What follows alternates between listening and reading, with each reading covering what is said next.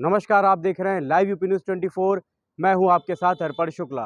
इस समय हम मौजूद हैं राजधानी लखनऊ स्थित स्कॉर्पियो क्लब में, जहां हम आपको मिलवाएंगे भोजपुरी जगत की जानी मानी अदाकारा पाखी हेगड़े से।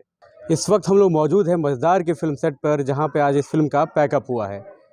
मैम, आपका बहुत बहुत स्वागत है लाइव यूपी न्यूज़ 24 पे। Thank you so much. आपका नवाबों का शहर में कैसा रहा एक्सपीरियंस?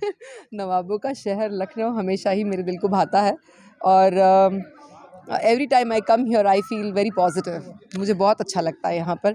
सो यस, समा है ठंडा, अच्छा लग रहा है बहुत। एंड मैम, मनोज जो टाइगर नाम से फेमस है, वो इस जी। फिल्म के प्रोड्यूसर भी हैं, उनके जी। साथ और विक्रांत जी के साथ भी आपका अनुभव कैसा रहा? मनोज टाइगर, जिनको मैं चचुआ बुलाती हूँ, जी जी। तो हम 2006 में निरवा रिक्शा वाला के सेट पे मिले और तब से लेके वो हमारे चचुआ बन गए।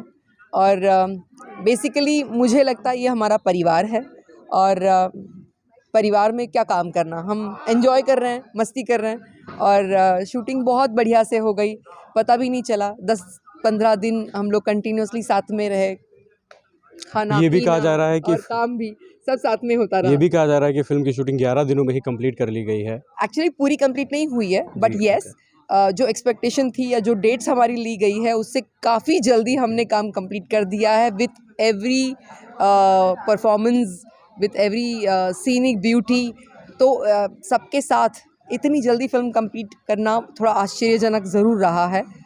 और विक्रांत जी के साथ में मेरी ये पहली बार मैं ये फिल्म कर रही हूँ। वैसे हम लोग हमेशा से जुड़े हैं, कॉमन ग्रुप है, फ्रेंड सर्कल्स है। तो CCL के दौरान भी हम लोगों की काफ़ी बार मतलब मुलाकातें, मैचेस और ये सब होता रहा है, लेकिन वर्क वाइज हम जुड़े नहीं थे। सो फर्स्ट टाइम मैंने काम किया उनके साथ में और बहुत ही अच्छा लगा। He is a very fantabulous actor, very impromptu actor और he is maintained very well. So बहुत बहुत मज़ा आया। आपकी और निरहुआ जी की जोड़ी काफ़ी पसंद की जाती है। एक समय ये भी था कि दर्शक आप दोनों को पति पत्नी भी समझते थे। तो जी, इस बारे तो में ये गूगली मारते रहती जी। है। गूगल पे ये सब खबरें छपी हुई थी बिकॉज़ हम लोग ETV का कोई शो कर रहे थे और उस शो में हम लोग पति पत्नी का किरदार निभा रहे जी थे। जी। तो पूरा वो एक रीति रिवाज के साथ में पूरा फंक्शन किया गया था और एक अफवाह उस टाइम पे एक बन गई थी, हवा बन गई थी कि ओके दे आर रियली जी मैरिड, जी। जबकि ऐसा कुछ भी नहीं है, वो शादीशुदा हैं ऑलरेडी। तो अब दर्शक आपको कब देख पाएंगे निरहुआ के साथ फिर से बड़ी स्क्रीन पे? अब ये तो कोई प्रोड्यूसर अगर जब फिल्म बनाते हैं तो वो हीरो और हीरोइन को अप्रोच करते हैं। मुझे लगता है बहुत जल्दी कोई प्रोड्यूसर आ जाए और फिल्म शुरू करे। I would be ready. आपने और भी कई भाषाओं में फ़िल्म की है, जी। और आपको भोजपुरी और फ़िल्मों या बॉलीवुड की अगर कहा जाए, तो बॉलीवुड फ़िल्म में और भोजपुरी फ़िल्म में आपको क्या अंतर लगता है? क्या डिफ़रेंस है दोनों में? आम अंतर सिर्फ यही होता है कि भोजपुरी सिनेमा जो है वो बहुत ज़्यादा अर्दी लेवल पे सब्जेक्ट्स को ट्रीट करता है। बॉलीवुड जो है वो आपको हॉलीवुड के लेवल पे कई सारे कॉन्सेप्ट्स को डिज़ाइन करता है। भोजपुरी में भोजपुरी जो गाने होते हैं या उस गाने काफ़ी ज़्यादा भी होते हैं, क्योंकि भोजपुरी में संगीत बहुत इम्पॉर्टेंट पार्ट प्ले करता है और ज़्यादातर मैंने देखा है कि स्टार स्ट्रक इंडस्ट्री है, लेकिन हीरोइन भी उतनी ही इम्पॉर्टेंट है। तो मेरी जितनी भी फ़िल्में रही है वो महिला प्रधान भी रही हैं और जो हमारा ऑडियंस है वो ज़्यादा मतलब पारिवारिक ऑडियंस है। सो बहुत ज़्यादा फ़िल्में वल्गैरिटी हमारी फ़िल्मों में कभी मैंने मतलब फ़ील नहीं की है और जितने सब्जेक्ट्स मैंने किए हैं वो ज़्यादा से ज़्यादा मतलब इट्स लाइक भोजपुरी मिट्टी से जुड़े हुए या यहाँ की संस्कृति को आगे बढ़ाते हुए ही फिल्में हैं जो मैंने की है। So I am very happy working in clean films. लेकिन भोजपुरी सिनेमा पे तो कई बार ये आरोप भी लगता है या कहा जाता है जी। कि दो अर्थी गाने बनाने या थोड़ा अश्लीलता रहती है। हालाँकि होता बॉलीवुड में भी ऐसा है, लेकिन भोजपुरी सिनेमा ही क्यों बदनाम है? हम हमेशा देखते हैं कि A grade, B grade, C grade ये जी। हर लैंग्वेज में है, उसको कोई रोक नहीं सकता। अगर डिमांड है तो सप्लाई है। People don't demand, it will not be supplied. Picture produce करके दिखाएंगे किसको जब वो देखेंगे ही नहीं कोई। तो ultimately it is public demand if they are asking for such films. लेकिन कहीं ना कहीं ये मिसअंडरस्टैंडिंग भी है। कई सारे हिंदी के प्रोड्यूसर्स ऐसे भी आते थे जो ये मिसअंडरस्टैंडिंग मिथ रखते थे कि ओके ये फिल्में चलती है और उस तरीके की फिल्में बनाते थे, नुकसान करते थे और चले जाते थे, फिर भोजपुरी को कोसते थे, जबकि ऐसा नहीं है। हमने जितनी फिल्में की है सबसे ज़्यादा वो फिल्में आप अगर देखेंगे तो they were like very good subjects, clean content and वो फिल्में बहुत धमाकेदार चली हैं, थिएटर्स पे राज की हैं, कई सारी सिल्वर जुबलीज रही हैं, गोल्डन जुबलीज रही हैं। So I think it's all about public mindset कि वो क्या सोचते हैं। आप काफ़ी समय से फ़िल्मों से थोड़ा दूर रहीं, दूरी बना के रखी आपने। 2019 में आपकी आखिरी फ़िल्म विवाह रिलीज़ हुई थी, जी, तो इसकी क्या वजह रही? मुझे लगता है मैं मोनोटोनस काम नहीं करना चाहती हूँ। जैसे आप रेगुलर बेसिस पे बहुत ज़्यादा काम लेते हैं तो एक पॉइंट के बाद में वो चीज़ें मोनोटोनस होने लगती है। मेरे लिए मेरा आर्टिस्ट मुझे ज़िंदा रखना है। मैं काम करना चाहती हूँ लेकिन मैं क्वालिटी कंटेंट करना चाहती हूँ, नॉट कि हर फिल्म आ रही है तो बस लेना है, काम करना है। उसके लिए मेरे पास अलग बिज़नेस है जो मैं कर सकती हूँ और मुझे उसके लिए भी टाइम चाहिए होता है। So I believe I choose my subjects, वो मेरी चॉइस होती है कि मुझे कितना काम करना है और क्यों करना है। एंड मैं मेरी फ़िल्म्स को सिलेक्ट करके 15 फ़िल्में आई तो मैं उसमें से शायद एक आधी कर लूँ। जी। मैं नॉर्मली आई चूज़, क्योंकि मेरी ऑडियंस भी आज मुझसे वो एक्सपेक्टेशन रखती है कि अच्छी फ़िल्में उन्होंने जो देखी है वही उसी का मैं पार्ट रहूँ। अगर मैं उनकी उस एक्सपेक्टेशन पे खरा नहीं उतरूँ तो फिर मुझे लगता है I will lose out on my audience as well. So जो आज उनमें ललक बनी है कि वो पाखी को देखना चाहते हैं, मेरे लिए वो इम्पॉर्टेंट है, रादर देन मैं 100 फ़िल्म करूँ और उनका मन करे अरे यार कैसी फ़िल्में करने लगे। So I don't want to do that. आप अपने दर्शकों को बताना चाह रहे हैं, अगर आपके अपकमिंग प्रोजेक्ट्स या बॉलीवुड में आपके कोई प्रोजेक्ट हो या भोजपुरी में ही आपके अपकमिंग प्रोजेक्ट्स के बारे में? अभी मैंने एक तेलुगु फ़िल्म कंप्लीट की है, जी। मणिशंकर, जो जिसका म्यूज़िक रिलीज़ होने जा रहा है। ओके। फर्स्ट पार्ट कंप्लीट हो चुका है और उसका सीक्वल बन रहा है। मैं रीजनल लैंग्वेजेस में ज़्यादा बिलीव कर रही हूँ, तो भोजपुरी में अभी एक कंटेंट इस तरीके का है जैसे आपने फ़िल्म देखी होगी, बॉलीवुड फ़िल्म विवाह जी। का जो फ्लेवर है, पारिवारिक ओके। फ़िल्म है, तो मुझे वो सब्जेक्ट भी काफ़ी इंटरेस्टिंग लगा और वो फ़िल्म मेरी शायद टेंटेटिवली मार्च 10 से शुरू होने वाली है, लखनऊ में ही होगी। सो जल्दी आना होगा लखनऊ भी। लखनऊ का कैसा रहा? और भी आपने लोकेशंस पे आपने की है शूटिंग। हम लोग लखनऊ उन्नाव। कैसा रहा? और आप इंस्टाग्राम पे भी आप काफ़ी एक्टिव रहती हैं और जी। अपने पोस्ट डालते रहती हैं, तो आपको लखनऊ का भी एक्सपीरियंस पूछा कैसा लगा? लखनऊ, जैसे मैंने कहा, Lucknow ji. Is very close to my heart. मुझे लगता है मुंबई, हैदराबाद, लखनऊ, ये 3 जगह मुझे बहुत ज़्यादा प्यारी लगती हैं और मैं कोशिश करती हूँ कि यहाँ विज़िट करती रहूँ हमेशा। मैं काफ़ी सोशल एक्टिविटीज़ भी यहाँ पे करती हूँ। मेरी जितनी फ़िल्में रही है वो वुमेन एम्पावरमेंट को लेके रही है, तो जितनी मेरी सोशल एक्टिविटीज़ रहती है वो मेरी केंद्रित रहती है लखनऊ के आसपास या कभी-कभार पटना भी। बाढ़ग्रस्त जब कई सारे प्रदेश होते हैं तो मैं वहाँ जाकर कुछ अपनी तरफ से ऑलवेज़ एक एफ़र्ट करती हूँ कि मैं वहाँ के लोगों की मदद करूँ। अपने वे से मैं छोटी बहुत थोड़ी बहुत जो भी चीज़ें कर सकूँ, बट उससे मुझे मेरे दिल को खुशी मिलती है। So I make that effort और उस बहाने भी मेरा लखनऊ आना बार-बार हो पाता है।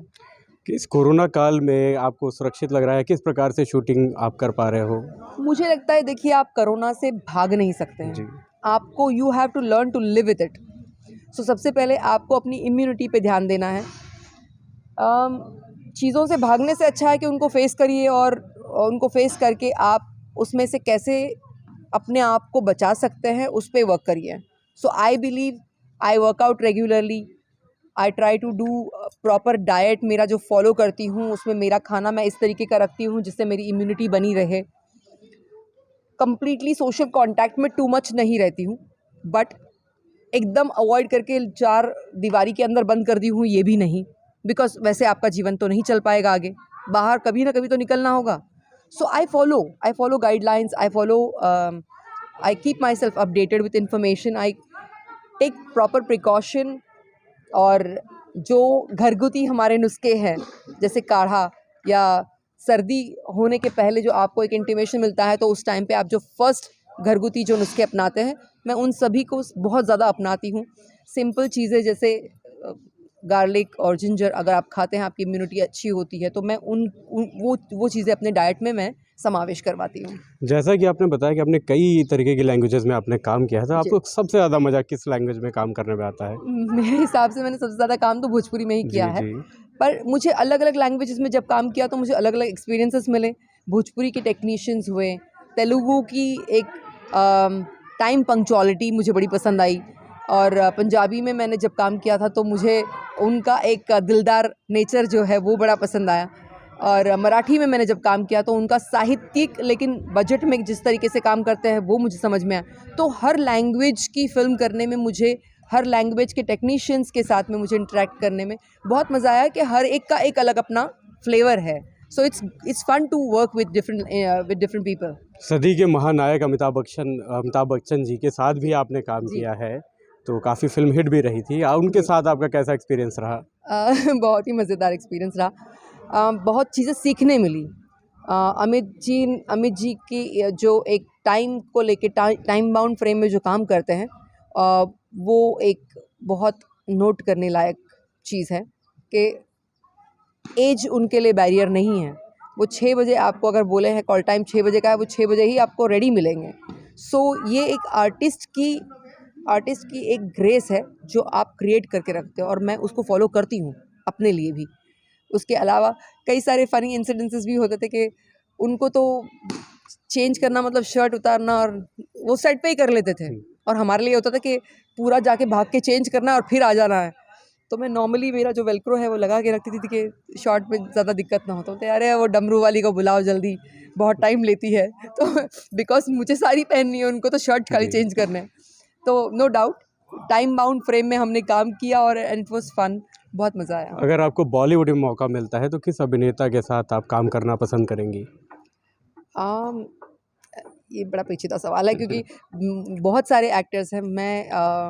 मैं इरफ़ान खान जी की बड़ी फ़ैन रही हूँ और मुझे उनकी परफॉर्मेंस लेवल्स काफ़ी अच्छी लगती है, लेकिन उन्होंने मुझे कहानी भी एक नरेट की थी जो कि कम्प्लीटली मेरे पॉइंट ऑफ व्यू से थी कि ये फ़िल्म हम साथ में करेंगे, बट या unfortunately unfortunately we could not do that, but I would have loved to work with him. Someone like Amir Khan, who's very focused in his work. Nawazuddin Siddiqui ji, उनकी काम करने का तरीका मुझे पसंद आता है। I like people who are from theatre background, उनका एक अलग फ्लेवर आपको सिनेमा में मिलता है, वो कैरेक्टर्स को जीते हैं, and it's fun to work. तो मुझे डिफरेंट करने में अच्छा मतलब ज़्यादा मज़ा आता है। So I would love to work with different actors. तो शुरुआती दौर में जब आपने एक्टिंग करियर की शुरुआत की, तो भोजपुरी फ़िल्मों की ही तरफ रुझान आपका कैसे गया?